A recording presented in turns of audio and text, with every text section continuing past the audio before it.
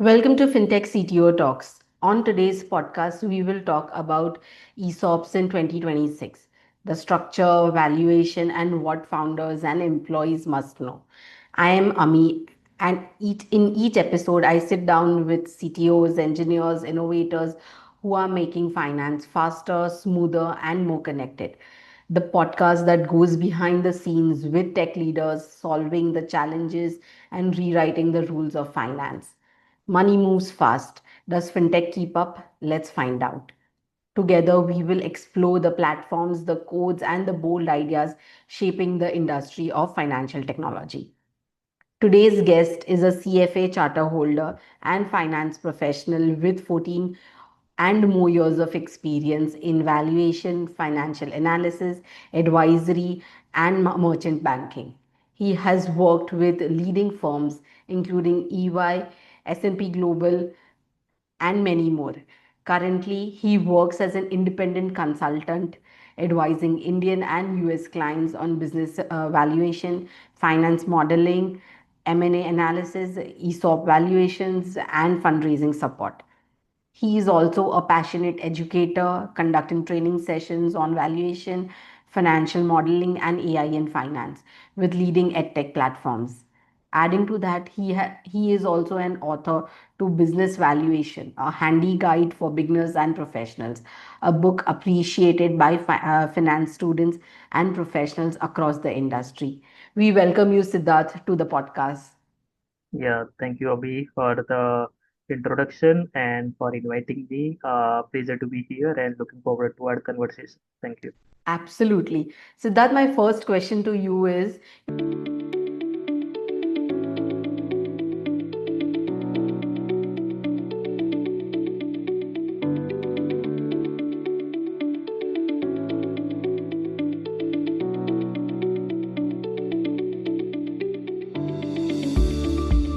like when founders say we are giving ESOPs, what should employees actually understand before getting excited? Yeah. So, good question. Because nowadays, I think ESOP is not an uncommon tool in India, right? It is an uncommon tool in Western countries. When we say US, UK, European country, it's a part of some type of their compensation. Even when you join as a fresher, sometimes you expect some of the shares allocation they will do, right? But in India, earlier it was used as a startup tool, but nowadays many companies, many mature companies, growth stage companies and the listed companies as well use this tool for the employee appreciation and retention tool, right? So one of the thing like employees should look at, like it is not something immediate will come to you. It will take time for you to realize that as a perks or something like as an incentive if you want to consider, because something you are going to exercise in the future. So that is something you have to keep in mind.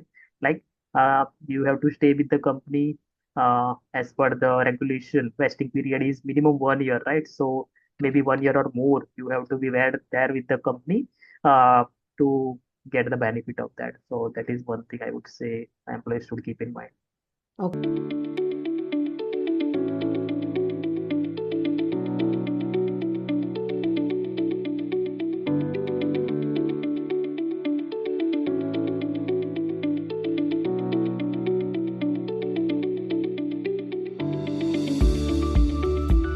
Okay, so when we talk about ESOPs, are they still just a hiring tool or have they become a serious wealth creation instrument?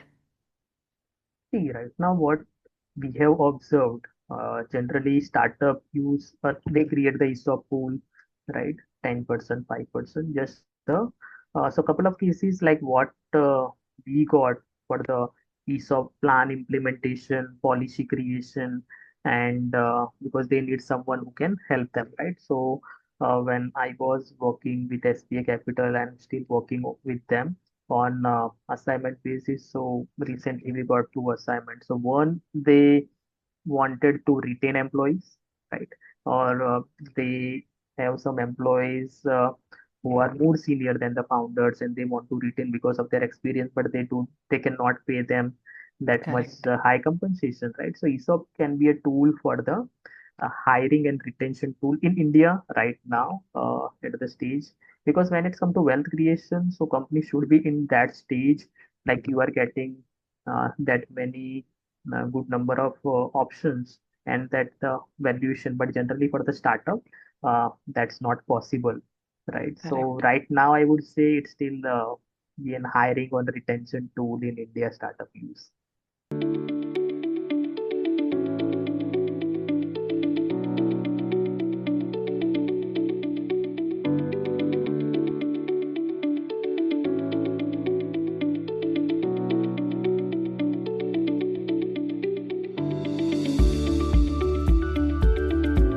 So, what is the biggest misunderstanding, founders have while creating the ESOP pool? Uh, on the founders' perspective, they think like this is one of the thing like we can use to show employees like okay how employee friendly we are, and we are think of the employee, though we are not in a position right now to pay them high, but in the future they can exercise their options, and that can think of them as a perk, right? But sometime what happen, like as I mentioned you, like it's a not the immediate thing, right? Sometime employees know like they have the ESOPs and they can exercise them after 1 year, 2 year as per the vesting conditions mentioned Correct. in the ESOP policy. But in the future, many times it may happen like employee do want to go ahead with the other opportunities, though they have the ESOPs and they are ready to forfeit them. It's fine. Like the same thing like earlier happened with the gratuity as well, right? Yes. Gratuity was the 5 year tool, but still, if the employee gets the good opportunity, they know, like if they leave after 3 years, 4 years, that is a loss of the gratuity that accumulated, which was a part of their compensation. But still, they go for the other another opportunity, thinking that it's career growth and career jump, new opportunity. So same thing, I think, sometime with the ESOP also happen. So that's one of the thing like founders misunderstood with that. Like they can use that as the hiring and retention tool, but not always pay off in the same. Okay.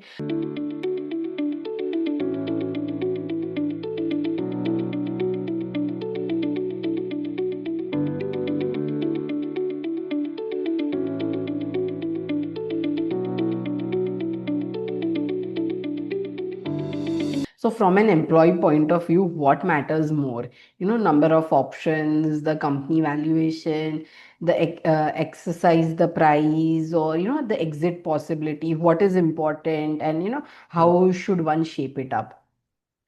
I think exit possibilities, that is something uh, they should look at, like because sometime in the ESOP policy that particularly mentions, right? There are different kind of options.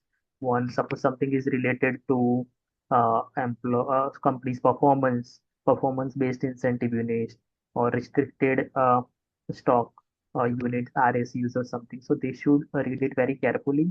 So just getting an option is not enough. Uh, but when they can exercise how many after how many years and with what conditions. So exercise possibility, exit possibility, that is more important. Number of options and valuation, that is important. But if you could not able to exercise and exit at your desired time, then that's no use. So Absolutely. that is. Absolutely.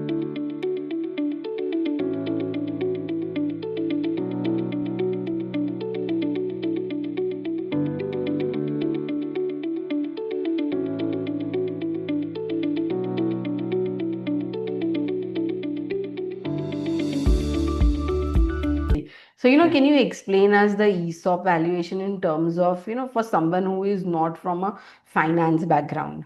Yeah. So, ESOP valuation, first of all, it's not compulsory. You have founders generally, if they give us the price, because for the grant later, for the implementing the ESOP policy, we have to get the exercise price or the grant price and something like it, what price they are issuing, right? So, if founders give us the price, okay, we recently did the valuation and this was the price we decided, the same price we want to give it. But suppose we want to give it at the face value, 10 rupees, then there's a no need of doing the valuation, right?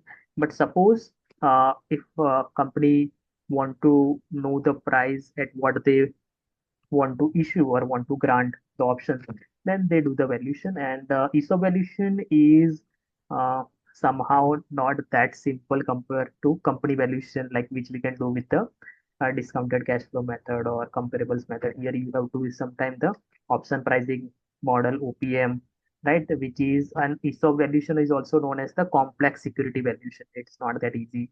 Something like a complex calculation you have to do, right? So that is the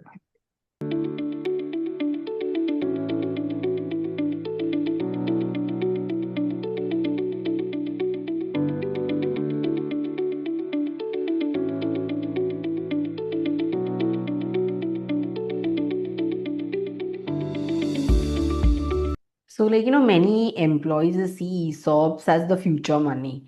So, yeah. how should they calculate whether their ESOPs are actually valuable?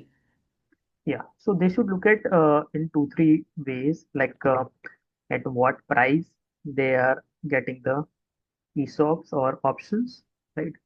And what would be the valuation of the company in the future years? Suppose right now, let me give you an example, like any company granted options to an employee of like a 10 rupees, right? Hmm. Suppose after 3 years, he can exercise. And after 3 years, the valuation of the company is 50 rupees, right? So that's a so the he can convert the option into share at the 10 rupees, and immediately if he want to sell, they can sell it at 50 rupees. They can get the capital gain of 40 rupees, right? So couple of things like matter for him or as an employee. Suppose me, I'll look at like what's the company's growth in the revenue or in the valuation in next funding round, right? When I can get the exit, maybe after 2 years, 3 years, what would be the valuation, right? What would be the capital gain? How much tax I might have to pay when I sell the shares which I converted from options. So these are a couple of things employees should keep in mind for the future pay offers.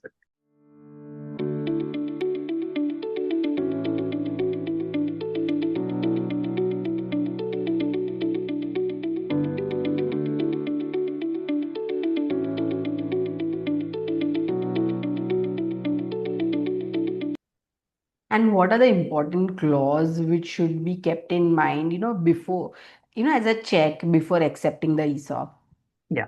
So couple of checklists you should keep in mind, like what's the vesting period, after how many years I can exercise, right? Legally, after 1 year, you are eligible, but sometimes founders has the right, like they can keep the vesting period of 2 years, 3 years, or maybe uh, 3 to 5 years. Gradually, they can vest, right? So they should keep in mind the vesting period. What are the kind of ESOPs they are getting or options? Whether it's just time based, which is very simple, or performance based, or restricted stock units, or what are the types of options they got it, right? And when company want to do the valuation in future and when they can see the what's the probability. So these are a couple of things an employee should uh, keep in mind as a checklist, like vesting period, type of options they are getting, and what will the valuation after couple of years that the company will.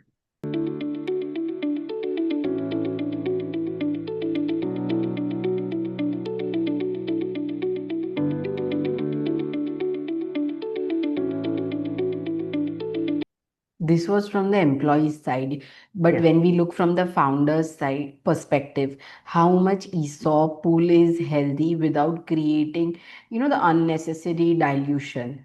Yeah. So generally, what I have seen, like founders don't keep a very high percentage in when it's come to ESOP creation. 5 to 10% is the ideal size they keep it, right? And not that immediate dilution, as I mentioned you earlier. Like they try to keep like 1 year is legally. After that, they can do the vesting, but they try to keep at least 3 to 5 years of vesting period. So not immediate dilution and not high dilution, but yeah, just 5 to 10%.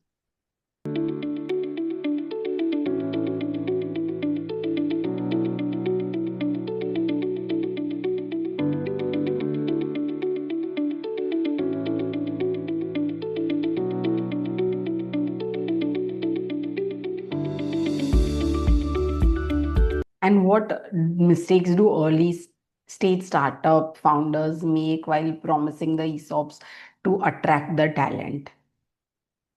Uh, so can you please repeat this Yeah, question? yeah, sure, sure. Sure. Yeah. What do early stage startups make? Like, what mistakes do they make while promising the ESOPs to attract new talent? Yeah. So sometimes they try to be very generous, come up with an ESOP policy like higher percentage allocation, low vesting period, right? And try to come up with some combination of options, right? Like come up with then performance based units, time based units, and like that way. So they try to like retain the talent with some of the generous policy implementation. So maybe they have to just step back and think like whether in the long term perspective, whether this would be ideal or not, or whether we should go in a structure implementation, not just thinking on okay, we are in early stage and need some good talent, good CTO, CEO, and we are not in a position to give them higher compensation. Let's give them the higher ESOPs, right? Because ultimately they are diluting their own ownership in the future when they exercise.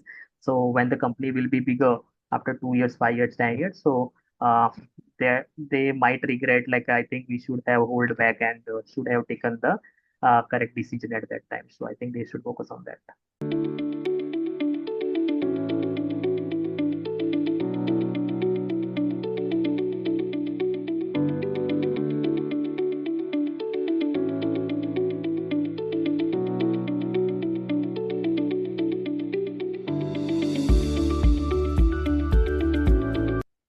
So like, you are talking about the vesting period, the exercise period. So like, what should an employee know about all those things? The cliff period, the vesting, the exercise period, the liquidity events. You talked about a lot of things. Hmm. So as an employee, what should they know Yeah. about all these? Sure. So when they get the grant letters, right, there's the legal documents uh, approved by shareholders of the company. So they should look at each and every detail, like earlier what you mentioned as the what kind of checklist they should keep in mind. So yeah, they should keep in mind like uh, what kind of ESOPs issued to them, right? What's the vesting period, right? What's the any conditions for the options they have been issued, right? So these are a couple of things they should keep in mind, and also uh, when they can exercise and at what price in the future maybe, because ultimately see, just getting an ESOP or getting an option is not enough. Suppose I got it at 10 rupees, but after 2 years the company's valuation still at 10, or maybe sometime like it's lower than that, Yeah. right? Then there's a no use. You cannot exercise because it's not like you can buy at 10 and you can sell it at 8, or you can buy at 10 and you can sell it at just the same price. So I think these are a couple of things they should keep in mind. Just getting an ESOP or option is not enough, but whether that will create the value. Or earlier, what you mentioned, wealth creation. So wealth creation is uh, a very big term, I would say. Sometime in ESOP that can be happened if company can be multi-fold returns, they have a multi-fold valuation if they generate. Like many companies we have seen, like Zomato, Swiggy, Miso, Lenskart, right? Their employees they converted their options into shares, and then Yes. they could also able to get a good exit at the time of IPO listing. But Hmm. this is the case in one out of thousand companies, right? Hmm. So when it will happen, if it will happen or not, so that's the question mark. So that employee should keep in mind. Okay.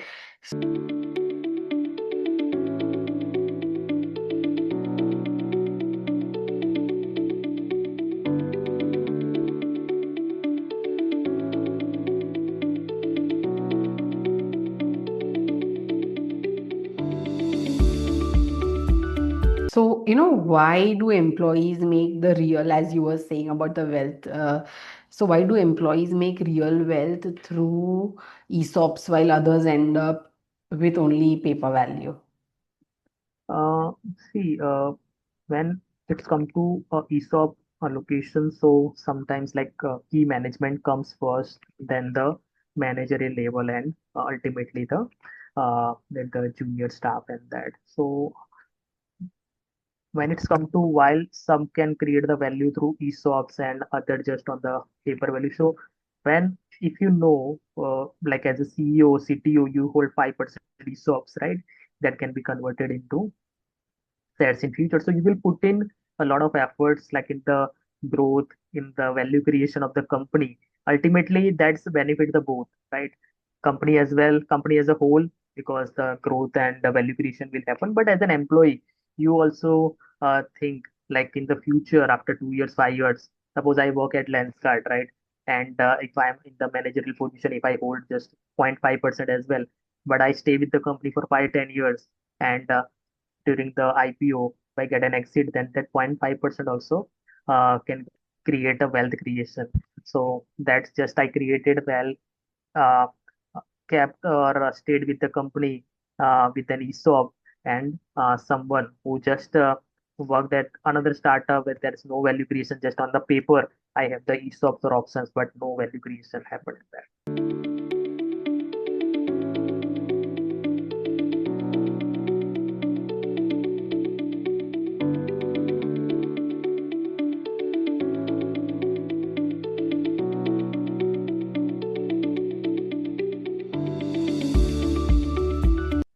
So when you talk about, this, how should founders communicate ESOPs transparently so employees truly understand, what are the upsides and what are the risks? Yeah. So yeah, it's very actually important because sometimes employees get excited like, okay, I'm getting an ESOPs, I'm getting the ownership of the company, right? So but they should know like, but sometimes they don't know like, what are different terminologies, what price I'm getting it, what's the vesting period, when I can exercise, and when actually the value creation happened, right? So founders, maybe they can conduct a training session, conduct a workshop, right? And they can educate them. Some of them may know what's actually ESOP policy and implementation, and some of them may know don't know. So I would suggest, I think it would be ideal. They should educate them. They can sit one on one with them. Like, we are coming up with this policy and we are thinking to give this much of the percentage in an ESOP pool. So that would be very helpful for them. So they can be being very transparent when it's come to, and the employee also feel valuable. Okay, something coming us to the like in a transparent way.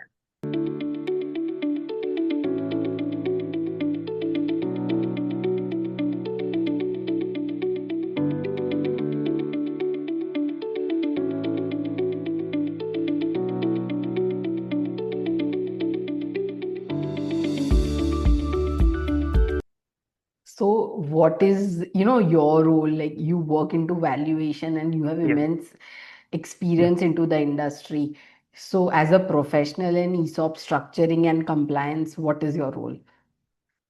So when we get the project from the companies, right? Like, suppose recently I'm working on two ESOP policy implementation assignments. Both are private companies. One is a mature company, another one, I would say, is a startup company, 3 to 4 year into the business, right?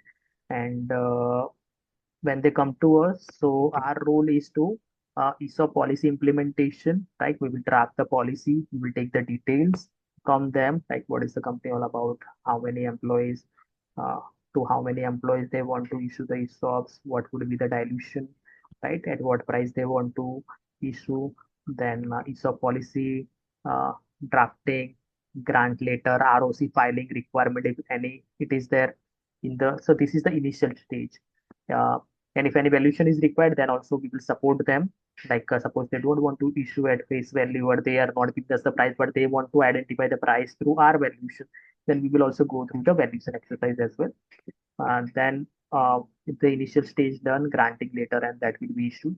Then if, when it's come to exercise after 6 months, 1 year, 2 years, then also will help them with the exercising uh, practice, ROC filing, and that conversion option into shares. So that kind of stuffs we help them.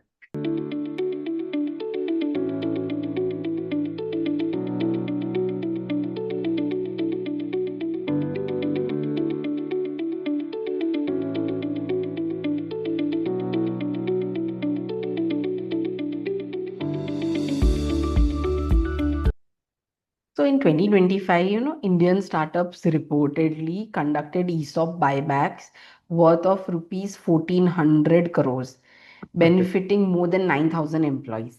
So Yeah. does this show that ESOPs are finally becoming, a real wealth for employees and it's just not on paper? Uh, See, as you know, like India is the most populous country when it's come to workforce, right? These numbers, 9,000 employees, and the number in amount, it's very small, right? But yeah, things are changing in India. Uh, Still, founders are using this tool as the retention or hiring was an incentive tool, but it will take time. Still, more education, more awareness is needed, both on the founders level as well as on the employees level. Like what is this tool is all about, why it is important for both perspective, founders and employees, because when we compare this with the other Western countries, ESOP or options or ownership percentage to employees not uh, that uncommon over there. It's very common, right? Two or three out of five companies do that, not only tech companies, startup companies, but most of the companies, listed companies as well. But in India, the scenario is not that high. But yeah, as you mentioned, things are changing. So we expect like next 5 to 10 years would be crucial when it's come to like employees sometime may ask during the interview as well when they join the startup, like whether any ESOP pool or any ESOP policy already implemented in your company, whether I'll be considered when I'm joining as a managerial level or as a management level. If not, whether it would be in the future. So they can see it as a perk, and founders can also think of, okay, if employees are maybe needing that as well in terms of compensation, whether they are agree to join as a lower salary, but this may be the one of the perks they're looking at, then they may think of like implementing that as. Okay.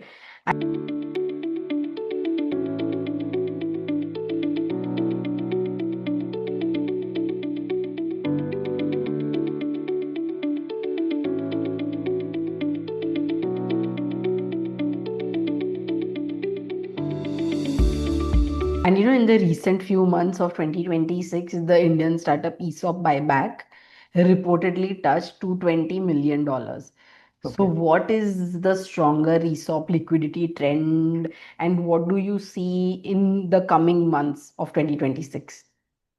See, as I mentioned, like going forward, like next 5 to 10 years would be very crucial, not only in India, but all around the world. Uh, AI companies, tech companies, the world or in the maybe US, some in India as well, they are implementing, right? So they need good brainers over there, good techies, or maybe management team. So yeah, this will increase year by year, not only in 26, but yeah, couple of years going forward, we will see a lot of this kind of things. Maybe sometimes they may mention in their joining letter, in their offer letter as well, like apart from this compensation, your fixed salary, this would be your incentive, and this would be the you will be part of this ESOP pool policy. This would be the conditions, like what we have seen earlier for the mediclaim, insurance, leaves. They mention in the joining and offer letter in upcoming years. I assume like we may see something on the ESOP as well. Let's see. True.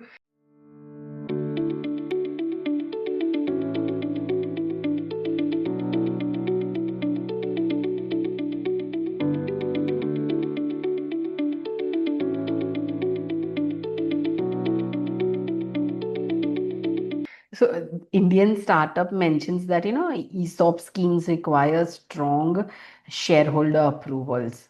Yeah, So why is government so important when founders structure ESOP plans accordingly? yeah. Because it's a dilution from the cap table, so shareholder approval is needed. Like suppose there are three founders, right?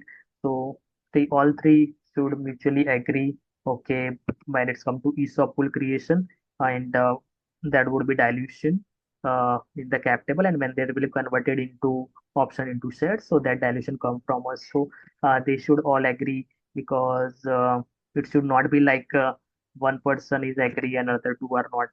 When it's come to private company, it's very easy. Just a small shareholder meeting room is enough to take the decision. But when it's come to listed company, right? So it's not that easy. Lot of savvy compliance shareholder approval is needed because dilution happens from the overall cap company's cap structure. So that's why it's very important. So, as an expert into the valuation domain, what are a few things you would recommend founders and employees? As you said, it is the next thing in the next 5 to 7 years. So, what would you suggest? What would you recommend? Or what would you guide rather the upcoming founders and employees to keep in mind, or, that they should do these things? Yeah.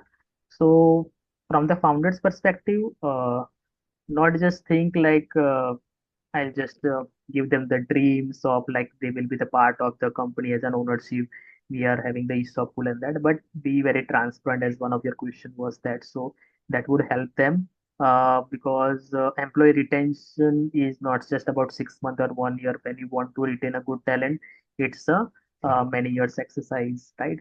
So not just use this as a tool, but try to implement new things like you issued time wasting this year, right? If the employee stays with you, if you performance, give them some more options in terms of performance based units or some of the RAC, so they will feel valuable.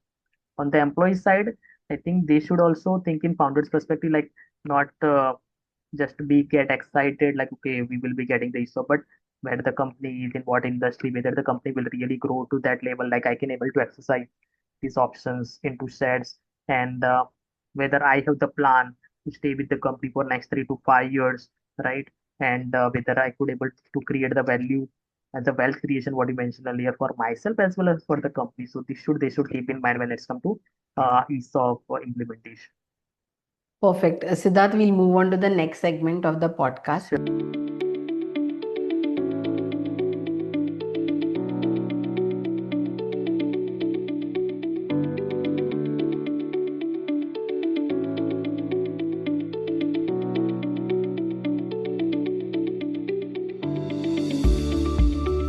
sure, That's sure, the rapid fire round. I'll perfect. ask you a few questions and you'll have to be very quick in answering. Sure. It's either one word or maximum one sentence.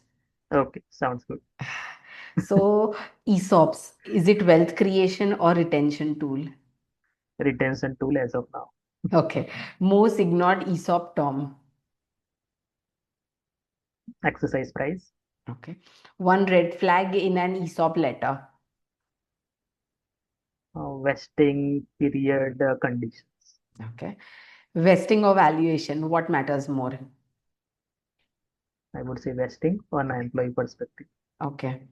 Best stage to introduce ESOPs. I would say not early stage startups would try to go ahead with that, but growth stage may be the ideal stage. Okay. ESOPs or higher salaries, what is safer? Higher salary is the immediate thing. ESOP is the something you get in the future. So what you value the most, so that depends on. What makes ESOPs useless?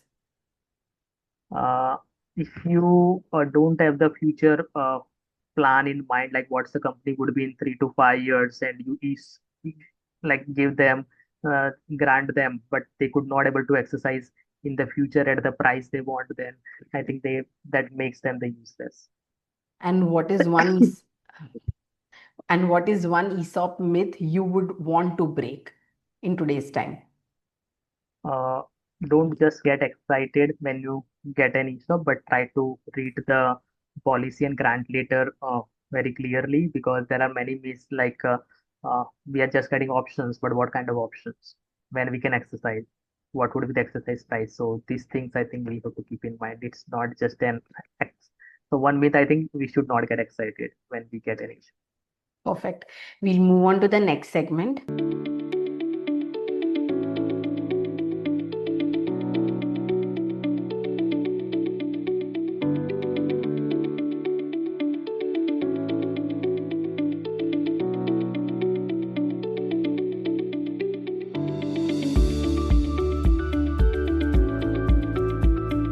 You Sure. will have to answer one question only into 30 seconds. Okay. What is the role of AI in ESOP structure and valuation? Yeah. So as we know, like AI is changing the world in whatever the work we were doing earlier, right? Even I use AI in a lot of area when it's come to taking the suggestions, some of the new stuff. About it's when it's come to ESOP, yeah, we can take the help of when it's come to drafting the policy, implementation, how the grant letters will be structured. When it's come to valuation, some of the complex calculations, suggestions, or help we can take from AI. No doubt we cannot completely rely on that. Ultimate decision and judgment rely on us, but yeah, we can use it as an enabler, as the supporting tool, Correct. like other works we are doing. Perfect. Thank you, Siddharth, for joining us Thank today you. on the podcast and sharing a lot of information which matters. Thank you. Thanks a lot for the invitation and for this insightful discussion. So, yeah, thanks again. So, everyone, let's stay connected for more understanding about finance and technology in the future. Like, if you're building anything or something in finance, and if you want to explore ideas, strategy, or technology support, please message in the comment, and me or Siddharth can reach out to you. That was Siddharth sharing his insights on today's episode.